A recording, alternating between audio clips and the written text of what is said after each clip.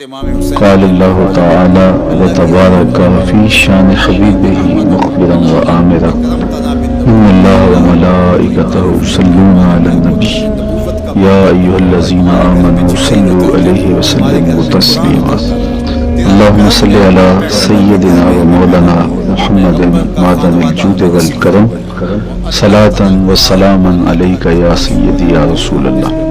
میں نے آپ کے سامنے قرآن مجید کے جو کلمات تلاوت کیے ان میں اسی حقیقت کو بیان کیا گیا۔ لا اقسم بہذا البلد آغاز ہوا شہر مکہ کی قسم سے، قسم ہے مجھے اس شہر کی، پھر وجہ قسم بھی بیان کی، وَأَنْتَ حِلٌّ بِهَذَا الْبَلَدِ، مجھے شہر کی قسم اس لیے کہ محبوب اس شہر میں تو جو بستا ہے، تیرا بسیرا ہے شہر میں، اس شہر کی گلیوں نے تیرے قدم چومے ہیں اور تیرے انفاس کی مہک اس کی فضاؤں میں بسی ہے، اس لیے مجھے قسم کہ یہاں تم رہتے ہو۔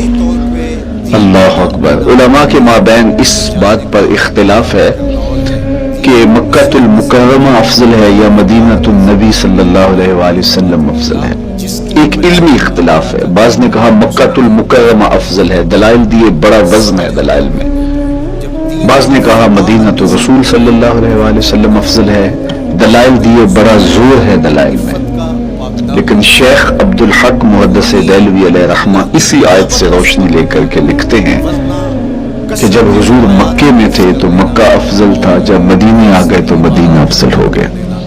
جدھر جدھر سے وہ گزرتے گئے مجد و شرف بھی پیچھے پیچھے رہا۔ چند لمحوں کے لیے ٹھہرے تھے تم جس پیڑ کے نیچے، نشور وحدی کا لہجہ دیکھیے کتنا دل آویز ہے، چند لمحوں کے لیے ٹھہرے تھے تم جس پیڑ کے نیچے، سنا ہے آج تک اس پیڑ کا سایہ مہکتا ہے۔ تو مکے میں ہیں تو مکہ افضل، مدینے میں ہیں تو مدینہ افضل، تو شرف ان کے وجود مسعود سے ہے۔ وہ جدھر جدھر سے گزرتے جائیں گے وہاں ہی نور پھیلتا چلا جائے گا۔ اور پیر نصیر الدین علیہ رحمہ کا لہجہ یہاں کتنا خوبصورت دکھائی دیتا ہے۔ ایک بار وہ جدھر سے گزرے ہیں نصیر، ایک بار وہ جدھر سے گزرے ہیں نصیر، بار بار ادھر سے بہار گزری ہے۔ تو کہا کہ قسم ہے مجھے اس شہر کی، یعنی شہر مکہ کی۔ کیوں شہر کی قسم؟ وَأَنْتَ حِلٌّ بِهَذَا الْبَلَدِ، کہ محبوب اس شہر میں تمہارا قیام ہے، اس شہر میں تمہاری رہائش ہے، تمہارے انفاس کی مہک ہے اس شہر کی فضاؤں میں، اور تمہارے قدموں کو چھوا ہے اس شہر کی گلیوں میں، اس لیے قسم کہ یہاں آپ رہتے ہو۔ وَوَالِدٍ وَمَا وَلَدَ، اور قسم ہے باپ کی، اور قسم ہے جو اس کی اولاد ہے۔ والد سے مراد کیا ہے اور ما ولد سے مراد کیا ہے؟ تو اس کے بارے میں ایک قول یہ ہے کہ والد سے مراد حضرت ابراہیم علیہ السلام اور ما ولد سے مراد حضور علیہ السلام جو ان کے فرزند ہیں۔ ایک قول کہ والد سے مراد حضرت آدم علیہ السلام ہے اور ما ولد سے مراد ان کی ساری ذریت اور نسل ہے۔ تیسرا قول کہ والد سے مراد حضور علیہ السلام ہے اور ما ولد سے مراد حضور علیہ السلام کی ساری امت، حضور علیہ السلام کی ساری آل اطرت، حضور کے اصحاب۔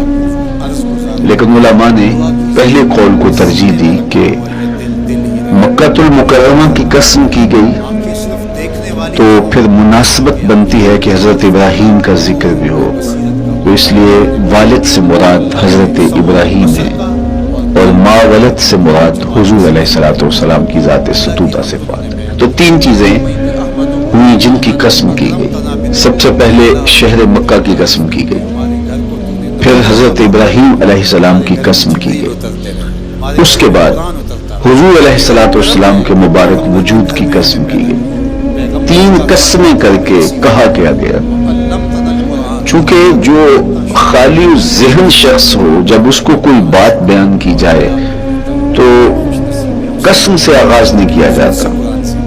متردد الذہن کو کوئی بات کرنی ہو تو قسم سے آغاز کیا جاتا ہے، یا پھر آپ جس مضمون کو بیان کرنے جا رہے ہیں وہ اتنا اہم ہے کہ اس کی اہمیت کو اجاگر کرنے کے لیے آپ کو قسم کرنا پڑتی ہے۔ تو یہ جو ماں باپ کا مضمون ہے جس کو میرے رب نے بیان کیا، اس سے قبل ایک نہیں، دو نہیں، تین قسمیں کی، تو پھر کان تو کھڑے ہو گئے، سماعتیں تو بچھ گئی کہ وہ کون سی شے ہے جس کو بیان کرنا مقصود ہے، اور اس سے قبل قسم پہ قسم کی جا رہی ہے۔ قسم محبوب شہر مکہ کی، قسم محبوب تیرے والد بزرگوار حضرت ابراہیم علیہ السلام کی، اور قسم تیرے پاکیزہ وجود کی۔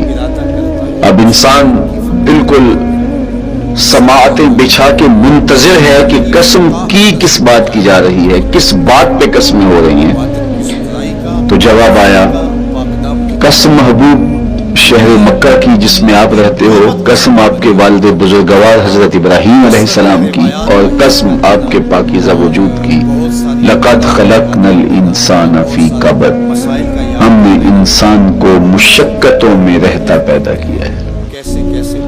یعنی انسان کی زندگی کے اندر مشقتیں، مشکلیں، آلام، مصائب، حالات کی تلخیاں، سخت مراحل، یہ اس کی زندگی کا حصہ ہے، اور ہم نے اس کو ڈیزائن اس طرح کیا ہے کہ یہ ان ساری مشکلات سے نہ بردآزما ہوگا اور حالات کی تلخیوں کا مقابلہ کرے گا، اور خیر و شر کے ساتھ ساری زندگی اس کا تعلق رہے گا۔